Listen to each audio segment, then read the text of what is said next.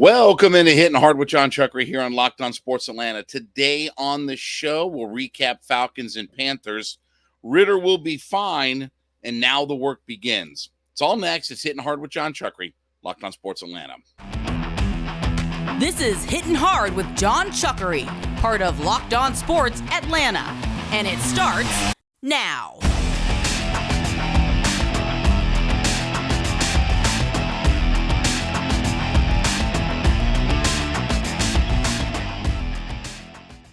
This episode is brought to you by FanDuel Sportsbook, the official sportsbook of Locked On. Make every moment more. Visit FanDuel.com/LockedOn today to get started. Hittin Hard is part of the Locked On Podcast Network, your team every day. We ask you to subscribe or follow for free on YouTube or wherever you listen to your podcast. Get the latest episodes of Hittin Hard as soon as they become available. Also, check us out on the Sirius XM app and give me a follow on my personal Twitter page at JMCH316. Falcons win, Falcons win, Falcons win. Look, was it the most aesthetically pleasing game? Was it the best game that the Falcons are going to play? What was it, a thing of beauty to see the Falcons, in their performance? Absolutely not. But what did we talk all about last week? Lie, cheat, steal, whatever you have to do. Falcons win 24-10 in their opener for the season. First time that they have won an opener since 2017. So that's also the last time, coincidentally, that they were in the playoffs. Now, as far as the game, we'll talk more in depth about Ridder himself and things. But look, it was what it was for an opener. You played a rookie quarterback making his first ever start against a pretty good defensive front at home. You had to find a way to win that game. And the Falcons did what they had to do. So first thing is, as far as we've talked all off season about red zone efficiency, right? I mean, I've harped on that, harped on that.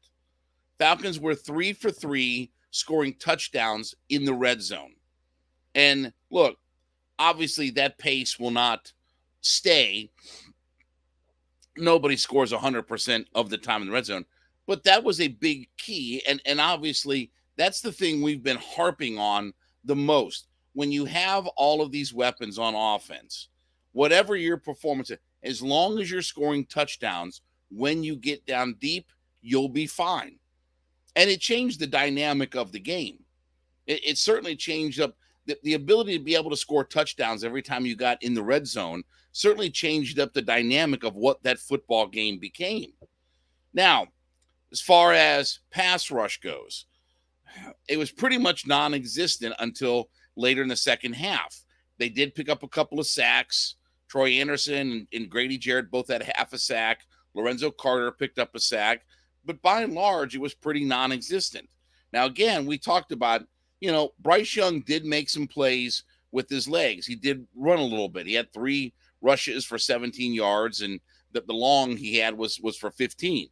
But again, he's not a guy that wants to take off out of the pocket and run with it. He's not a guy that's looking to run first. He was a guy that was going to stay in the pocket by and large and throw the football around. So again, when you don't have the sort of threat, although like I said, we talked about this last week. Yes, he can make plays with his legs, but that's not what he wants to do. So I didn't think the Falcons did a great job as far as pass rush goes. And again, we'll see if that improves over the course of time. But I didn't think that they at times made Bryce Young look the way that he needed to look. Now, look, to both Young's credit and to his, I guess, discredit, he made some really nice plays, but he also missed some big opportunities. That goal line play when they were backed up at the goal line from the horse collar play, he missed a guy wide open on first down. That again, if he completes that pass, they're basically out to midfield at that point. Or that kid may have scored a touchdown. He was behind the defender. So again, he missed some definite open plays that were there, and they couldn't take advantage of it. But give the Falcons credit for what they had to do. Now, Jesse Bates, he's going to be the player of the week defensively in the NFL this week. He had a monster game. A couple of interceptions, helped force the fumble. and 10 tackles and was all over the field. So he had a monster game, which again, I'll say, and I know people, you've been on Bates. What I'm on Bates about is I've always said that he, again, go back and listen. I think he's a great player, but I don't think spending $64 million on a safety is the best thing to do. And you saw, again, you're not going to play a rookie quarterback making his first start. Did you see what Jordan Love did yesterday? Did you see what Jordan Love was doing? They rolled the Chicago Bears. That's your next opponent. That's again, you had a rookie quarterback and you did what you had to do, but you're not going to get that chance to do that every single week. You're not going to play a rookie making his first start every single week. You will see Aaron Rodgers and quarterbacks like that throughout the season. So again, Bates was fantastic. He should be the NFC Defensive Player of the Week. Now, the other thing about this too is, look, they ran the football effectively for what they had to do. The stats aren't eye-popping or anything like that, but Algier was 15 carries for 75 yards. Robinson was 10 carries for 56 yards. So both guys averaged over 5 yards a carry. Both guys had at least one 20-yard run in the game. And I thought it was a really good debut for Bijan Robinson. He had 10 carries for the 50 yards, and he had 6 receptions for 27 yards. He was your leading receiver in the game. And then obviously the touchdown pass where he caught the swing pass out of the backfield and just ran people over. Like, that's what we expect to see. And again, when we're talking about red zone efficiency, he's going to be a monster in that. That's where he's going to thrive, is being that kind of threat when we get down deep that he can punch it in. And Algier, again, we talked about this, on the podcast. Don't sleep on Algier. Don't sleep on the fact that Tyler Algier is still going to be a big part of this offense. That just because they drafted Robinson doesn't mean that Algier's numbers are going to go down. 15 carries, 75 yards, and he scored 2 touchdowns. And that was, again, more red zone efficiency. So I thought that the Falcons did what they had to do against a weak opponent, against a divisional foe, at home, doing what you have to do. Was it aesthetically pleasing? Was it a thing of beauty to sit back and watch? No. But it's a great first win. And look, like I said last week, I would rather win. I'll win and play ugly than to lose in a thing of beauty. And the Falcons did exactly what they had to do. They were efficient in the red zone. They were good running the football. They created turnovers.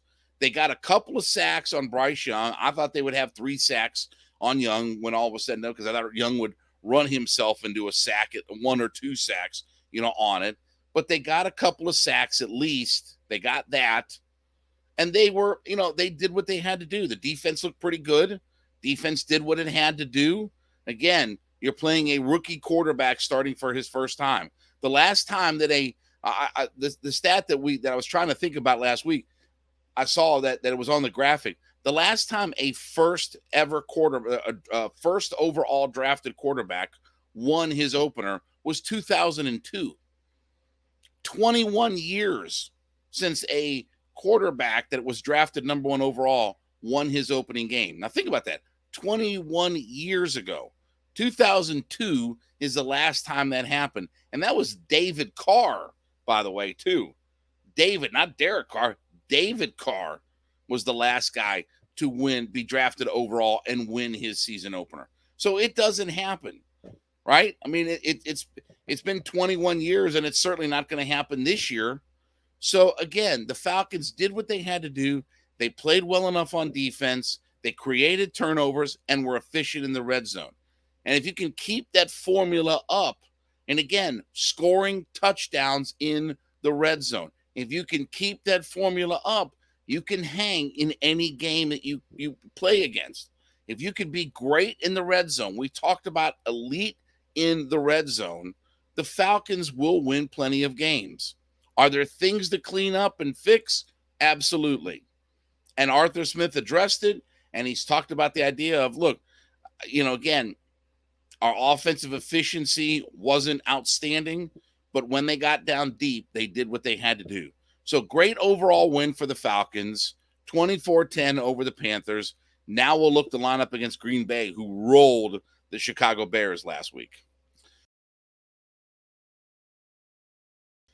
All right, this episode is brought to you by FanDuel. And look, we are in NFL season officially, right? We are in the first weekend. First weekend is in the books. Now we're just waiting for the Monday night game. So get yourself ready with FanDuel, America's #1 sportsbook. Right now, if you're a new customer to FanDuel, you bet $5 and you're going to get $200 in bonus bets guaranteed. That's right. $5 bet gets you $200 in bonus bets. Plus, all the customers who bet the $5, they're also going to get $100 off NFL Sunday Ticket from YouTube and YouTube TV. Now's the best time to join FanDuel. The app is safe, secure, super easy to use. You can bet on everything from spreads to player props and everything in between. So head to FanDuel.com/lockedon. That's FanDuel.com/LOCKEDON and get in on the NFL action. FanDuel.com/lockedon.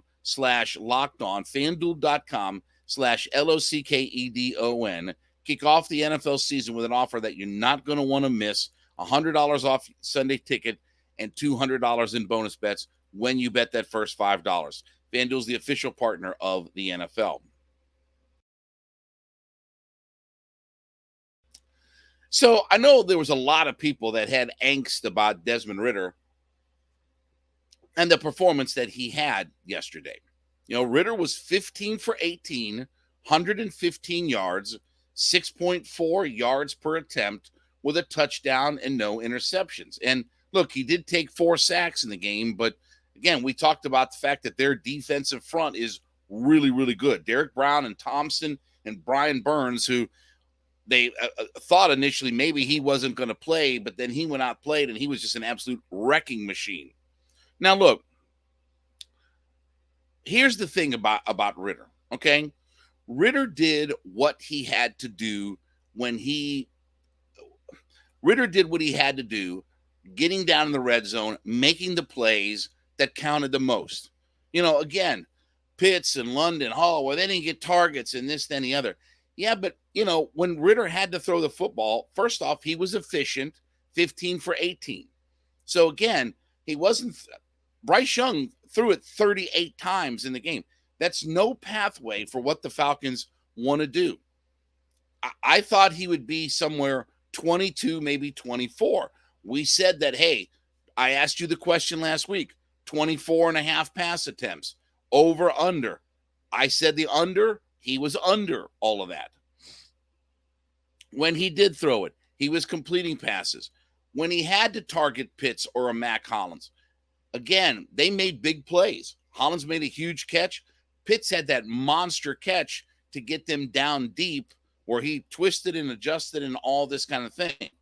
But make no mistake about it, the Falcons' DNA and their identity isn't Desmond Ridder hucking it around.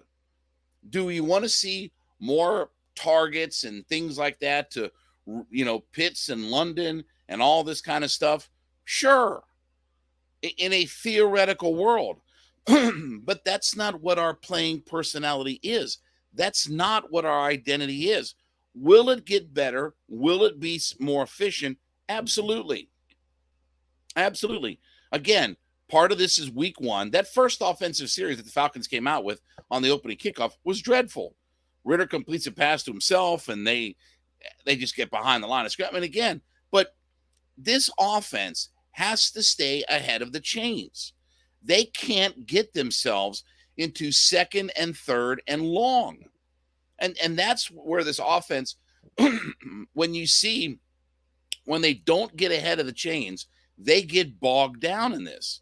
And you're not going to ask Ridder to throw it 38 times. I mean, unless you're telling me that we're down like 2 touchdowns through the games, I don't see where Ridder's ever going to have a game where he's going to have 38 pass attempts. Truthfully, I don't see, I don't. And by the way, if he's thrown it 38 times, we're not going to win. That's not a formula for success for us. So I thought Ridder, for what he was asked to do, played well enough. He was efficient passing the football. I'd rather have him take a sack than to make a mistake. He didn't turn the football over at all. And the main key is when they got down in the red zone, they were 3 for 3 on touchdowns. And I've harped on this and harped on this. That's where we have to be great. That's where we have to be elite. All of the other stuff, to be honest with you, really doesn't matter. Doesn't really matter. You know, what you do between the 20s and this, that, and the other, and blah, blah, blah, blah, blah, and do you huck it around or do you run the foot? Whatever. Nobody cares. You're either great in the red zone or this team isn't going to get where we need to be. And this team was great in the red zone. They were 3 for 3 on scoring touchdowns. That's all that matters. I don't care about your fantasy football league and the number of targets that Pitts got or the number of targets that London got. That all doesn't matter. And I told you all this, that, look, this is the squad that we have to. Now, look, when you do throw it to Pitts, he better be great. Well, he had a terrific catch on that ball that was thrown deep to him, turned his body and made the adjustments. And, you know, and again, by the way, too, Pitts also had a 25-yard gain that was negated on a holding penalty. That was by my guy, Chris Lindstrom. He had that holding penalty, but that negated a 25-yard, pickup on that. So again, for what Pitts and London and all this are, they're fine. And Ridder's fine too. Again, will Ridder have some bigger performances, over the course of the season? Absolutely. But he was efficient throwing the football. He didn't turn the football over. And the main thing was they were elite when they got to the red zone. And if Desmond Ridder can be elite and the red zone, I don't care what all of his numbers are. I don't care. That's why I told you. I said, look, I think he's only going to throw for about 2,900 yards. People had visions of he's going to throw for 4,000 yards and 34 touchdowns. I mean, look, if he throws for those kinds of numbers, he's going to be the MVP of the league. We're talking about MVP of the league types of stats at that point. I don't think Desmond Ridder is going to be the MVP of the league. But for what he needed to be, and for what they're going to ask him to do, he was fine. He was good enough. Again, you want to see the yards per attempt up. You want to see this. You want to see that. But I'll take 15 for 18 with a touchdown and no turnovers. And we're 3 for 3 scoring touchdowns in the red zone every day of the week. If you told me that we replicate those numbers every single day of the week, that we're 80% completion percentage, we don't turn the football over, we throw touchdowns but don't create interceptions, and we're 100% in the red zone, I'll take that every day of the week. And I don't care if Desmond Ridder throws for 800 yards this season. I'll take those numbers every single day. So again, the offense will be fine. Ridder was fine for what they asked him to do. Don't be looking for a 38 pass attempt performance, because you saw with a guy like Bryce Young, again, that's not a formula for success for teams. Throwing it 38 times for most quarterbacks, unless you're Aaron or Tom Brady, isn't the formula for success. All right, as you listen in to Hittin' Hard, make sure you go into whatever podcast platform that you're listening on and let us know that you're an everyday listener to the program. So we do thank you so much for being a part of our ever-growing community, but let us know that you're an everydayer, as we like to call them, that you listen in 5 days a week into the show.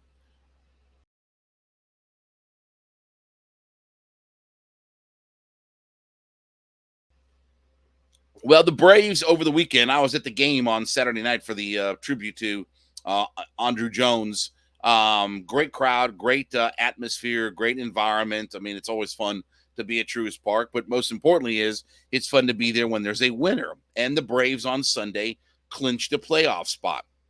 So now the work begins, okay? Because the division is about to be wrapped up, right? Remember when I told you 3 months ago that the division was over? Division has been over for a while, okay? This is a a fait accompli. But here's what I'll say, and I'm consistent about saying this, okay? All the things that the Braves are doing right now, right? They're the first team to 60 wins or 70 wins or 80 wins or 90 wins, okay? They're probably going to win 100-plus games this year. Again, they took their 2 out of 3 from the Pittsburgh Pirates, who stink. Again, I don't even know who's next up on the schedule, but Braves are doing what they have to do, right? They're winning their ball games, okay? Obviously, we're talking about their offense, right? Maybe potentially the best home run team in baseball history in a single season, right? Chasing down the home run record. Ronnie's going to be the MVP of the league. They're getting outstanding performances all the way around and all this, that, and the other, okay? If you don't win the World Series, it doesn't mean squat. And anything that doesn't include being in the World Series doesn't really matter. Again, I will go back to that 2003 team. What's the one thing about 2003 that I will always remember in 2003? I don't necessarily look back fondly on Javi Lopez's 40 home run season, or the fact that Marcus Giles had 50 something doubles and they were outstanding, and Rafael Furcal had the second most runs scored in a modern day season for the Atlanta Braves, 130 something runs, whatever. It's Leo talking about after the series. Well, anything can happen in a short series, and Pryor and Wood. That's what 2003 will remember. And that team was 100-plus wins, most runs scored in modern day Braves history, 900 runs, and all this, that, and the other, and all the numbers and all the fantasy stats and the analytics and sabermetrics and metrosexual stats and all these other good kinds of things, right? But 2003 is a failure because they couldn't do nothing in the playoffs, and they got shut down in by Pryor and Wood, by the Cubs. And I'll always remember Leo. Well, anything could happen in a short series. That's the one takeaway I have from 2003. Move forward. The one takeaway will be, do the Braves end up playing in the World Series?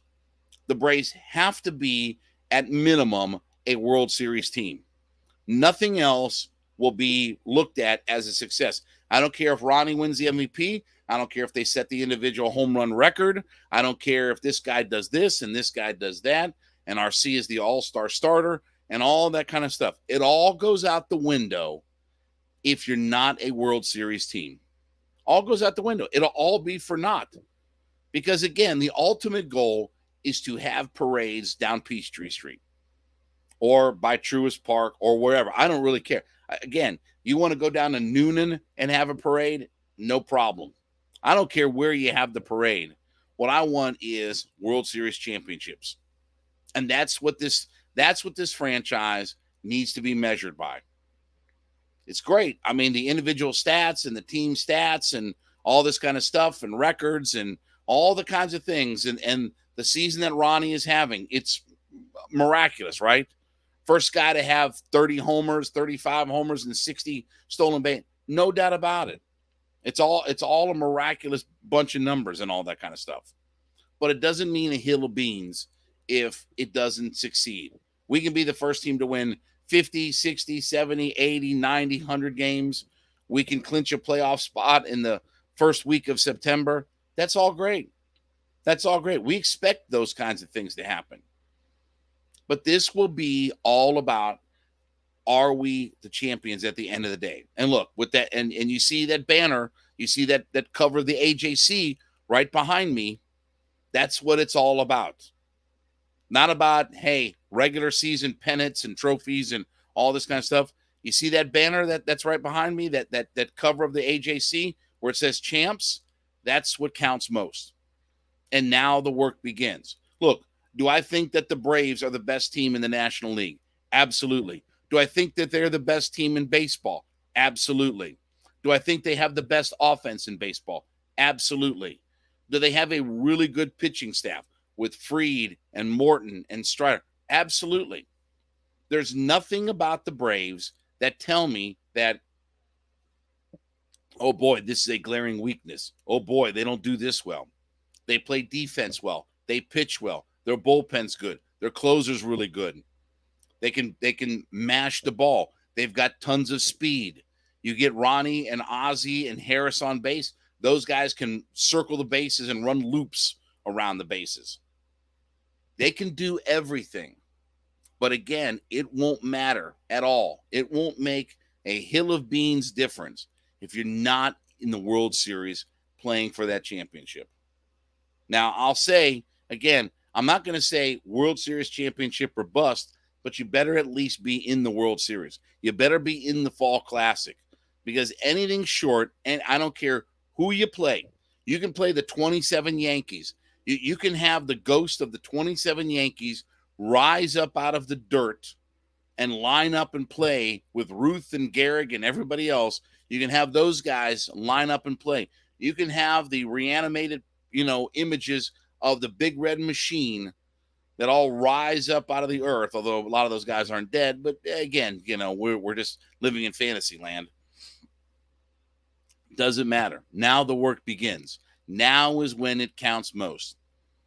And now that they're in the playoffs and the division is about to be wrapped up, because again, the Philadelphia Phillies and the Fishnets and the Mutts and everybody else, again, for all of their hoopla and hype and talk and all this kind of stuff, they've been pounded on and are way by the wayside. Now the work begins. And hopefully this thing culminates in another championship banner, because the Braves are the best team in baseball. They're the best team in the National League, the best team in baseball. They've shown that all season long. But now you got to get down to business. And now it all starts, moving forward here. Again, everything else is just gravy at this point. Now that we know we're in the playoffs, this is what matters most.